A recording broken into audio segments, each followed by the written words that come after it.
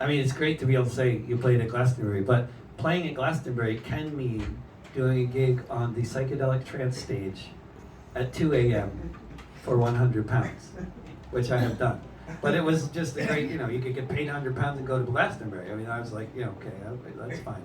But, it was not exactly, the gig itself was really strange. I actually got contacted by somebody who was at the gig, which was really neat because I thought I just hallucinated the whole thing, after a while. It was really, like, the entire audience was tripping. And, and they were awake at 2 a.m. and they're listening to psychedelic trance, they're tripping. And then I start singing about this stuff, songs where people are dying all the time, I thought, oh man, I don't think I'd want to hear this stuff if I was tripping. I'd have a bad experience, I'd leave. And sure enough, like 5 people left right away. Like, okay, no, this is not where I'm at, But among those who stayed, it was really something else. And by the end of my little hour or so, they were ready to join my cult, I'm quite certain. Like it was, I thought, yeah, missed my calling, But a couple of folks who used to organize a lot of gigs for me in Hamburg, they then moved to the Arctic in Norway, and I haven't seen them since. But they used to live in Hamburg, where they're from, and I was there one May 8th, and there was a communist youth group that was leading a walking tour of Hamburg.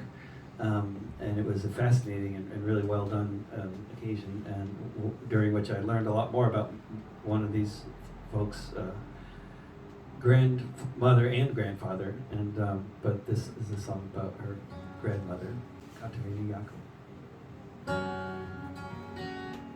Katarina Jakob, long before she took that name, was organizing workers in Hamburg just the same.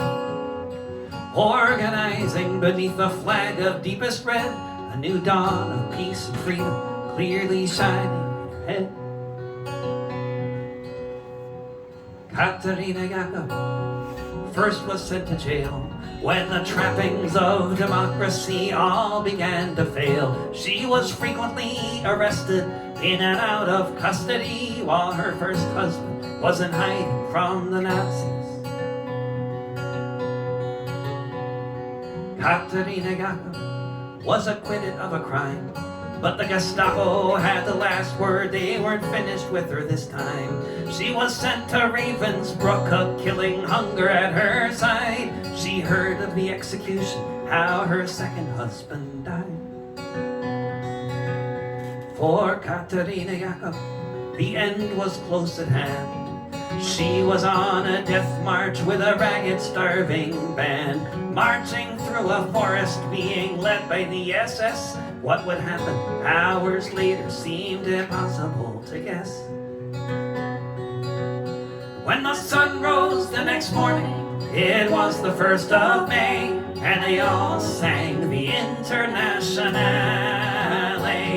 They all sang the Internationale.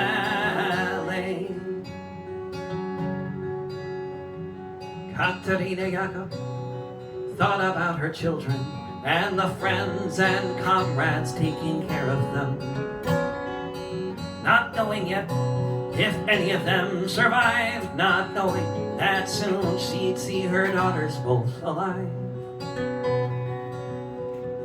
Katarina Jakob watched the German soldiers fleeing, streaming from the east, that's what she was seeing. Allied bombers flew above them, she thought they all might die, and then soon there was the silence of all the SS men. When the sun rose the next morning, it was the 1st of May, and they all sang the Internationale. They all sang the Internationale.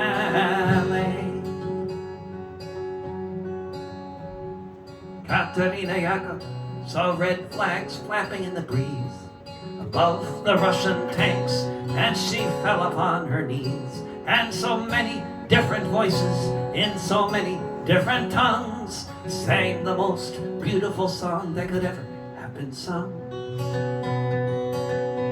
In German, Lithuanian, in Polish and in Dutch, A myriad of melodies as never had been such, in Russian and in Yiddish, Italian and French, emerging from the forest beneath a trench. When the sun rose the next morning, it was the 1st of May, and they all sang the Internationale. When the sun rose the next morning, it was the 1st of May, and they all sang the Internationale.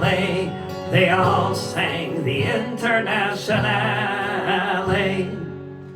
Völker, die Signale auf zum letzten Gefecht. Die Internationale erkämpft das Menschenrecht.